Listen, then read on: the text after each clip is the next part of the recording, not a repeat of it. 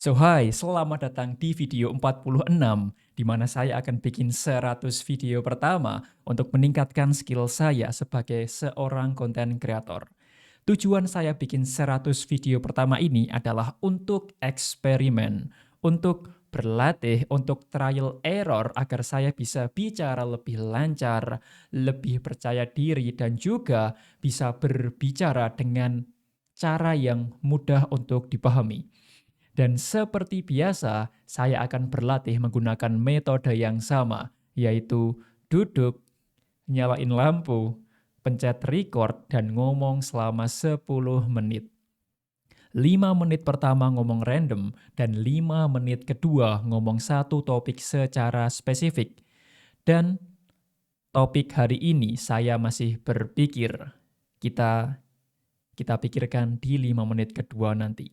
Tapi di 5 menit pertama saya ingin bercerita sedikit. Tadi pagi saya melihat YouTuber namanya adalah Vin. Vin adalah seorang coaching atau seorang pelatih dalam skill komunikasi.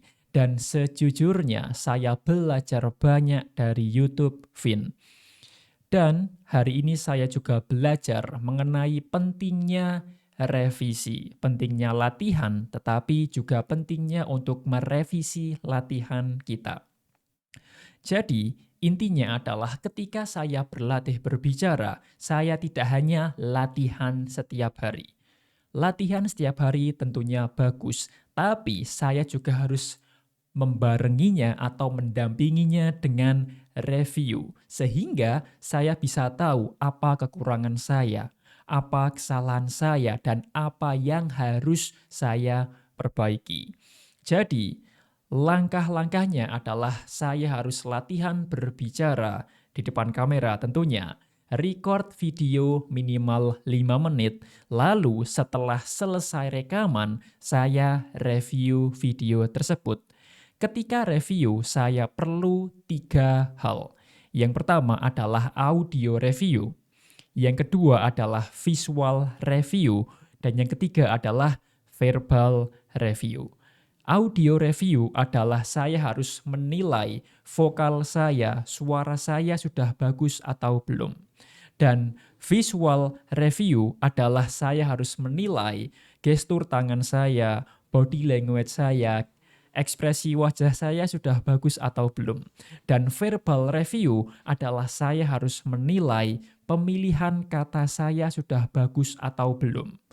Ucapan saya, omongan saya sudah mudah untuk dipahami atau belum. Jadi, ini adalah PR baru untuk saya. Ketika saya beres latihan, saya harus mereview dan juga mencatat kira-kira kurangnya apa, kira-kira jeleknya apa, kira-kira apa yang harus saya perbaiki. Kalau ada salahnya, next practice saya perbaiki. Kalau ada kurangnya, latihan berikutnya akan saya perbaiki. Jadi, alurnya adalah salah perbaiki, salah tingkatkan, sampai menjadi lebih baik setiap harinya. 1% lebih baik. Kalau di akhir tahun, itu menjadi 300% lebih improvement.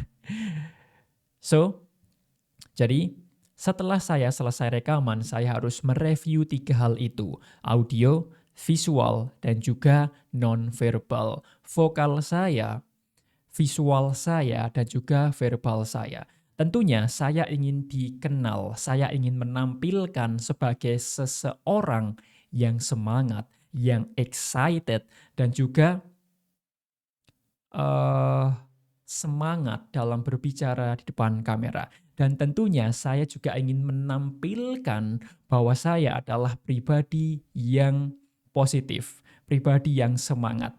Semangat ini tidak hanya melalui suara, tapi juga melalui visual.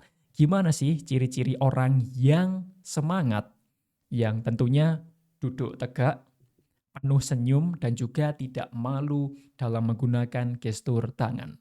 Dan juga PR ketiga adalah saya harus memastikan, saya harus latihan untuk berbicara dengan cara yang mudah. Karena seorang komunikator yang bagus adalah seseorang yang bisa menjelaskan situasi yang sulit dengan sesuatu yang mudah untuk dipahami. Jadi, di video ini atau di 5 menit kedua ini saya ingin bicara mengenai sesuatu yang sering banyak orang tanyakan kepada saya, yaitu gimana caranya bikin konten di Instagram? Gimana caranya viral di Instagram mulai dari sekarang? Nama saya Andre dan banyak sekali orang yang bertanya kepada saya di DM Instagram saya. Mereka bertanya, "Bang, gimana caranya bikin konten? Bang, gimana caranya viral di Instagram?" Dan saya yakin semua orang bisa bikin konten di Instagram, termasuk Anda. Anda bisa bikin konten di Instagram. Semua orang bisa bikin konten di Instagram. Tetapi belum tentu semua orang bisa viral. Belum tentu semua orang bisa tumbuh. Dan belum tentu semua orang bisa cuan di Instagram. Karena ada rahasia, ada strategi untuk bisa sukses di Instagram. Dan untuk mencapai sukses di Instagram, untuk bisa sukses di dalam konten, untuk bisa tumbuh dan juga cuan di Instagram, hal pertama yang harus dibenahi adalah mindset kita. Karena dengan mindset yang salah, kita akan susah berkembang. Tetapi dengan mindset yang benar, kita bisa berkembang lebih cepat. Kita bisa tumbuh lebih besar dan tentunya kita bisa mendapatkan hasil yang kita inginkan dan bahkan bisa lebih besar dari tujuan kita.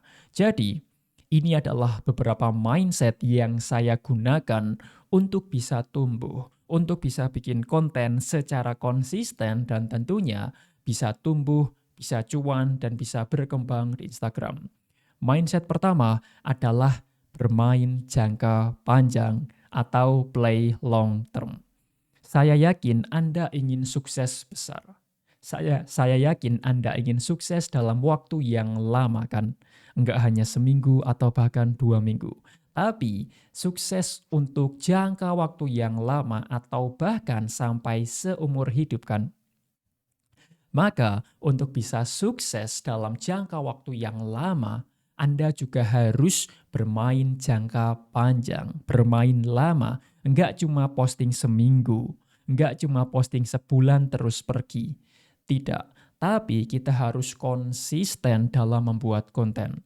Kita harus konsisten dalam membagikan value di Instagram kita. Karena Instagram atau semua sosial media adalah maraton, bukan sprint. Bukan siapa yang paling cepat, tapi siapa yang mampu bertahan lama.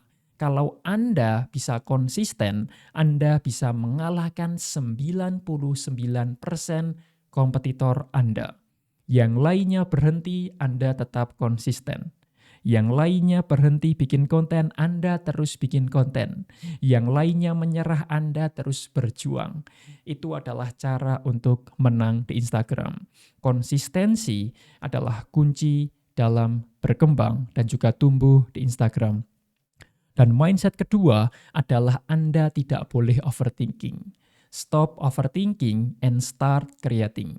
Saya tahu banyak orang ingin bikin konten, banyak orang ingin tumbuh dan juga cuan di Instagram. Mungkin salah satunya adalah Anda. Tapi banyak orang yang belum mulai hanya karena overthinking. Takut dihujat, takut dikritik, takut dibully, takut konten jelek, takut views dikit, dan masih banyak alasan lainnya. Masih banyak overthinking lainnya. Dan biarkan saya kasih tahu ya, overthinking hanya bikin Anda menunda-nunda. Dan menunda-nunda tidak memberikan apa-apa. Ketika Anda ingin bikin konten tapi Anda overthinking, Anda juga akan kehilangan hasrat Anda. Yang tadinya semangat banget untuk bikin konten, tapi karena overthinking, jadi tidak semangat. Yang tadinya pengen banget bikin konten, tetapi tiba-tiba overthinking, jadi nggak pengen lagi. Dan ketakutan Anda belum tentu terjadi. Apa yang Anda takutkan itu belum tentu terjadi dalam hidup Anda. Saya bisa bilang seperti ini karena memang seperti itu adanya. Dulu ketika saya bikin konten, ketika saya rekam video ini pun, kadang masih ada overthinking sedikit. Takut konten jelek, takut dihujat, dan masih banyak lainnya. Tetapi tidak terjadi kok. Ketakutan saya enggak terjadi, enggak datang. Maka dari itu, ketika Anda sadar kalau sedang overthinking, langsung buang jauh-jauh pikiran itu. Karena apa yang Anda takutkan belum tentu terjadi, dan overthinking hanya bikin Anda menunda. Padahal, hasil datang dari tindakan. Jadi, stop overthinking and start creating. So, thank you for watching this video. And as always, I wish you all the best. See you on the next video.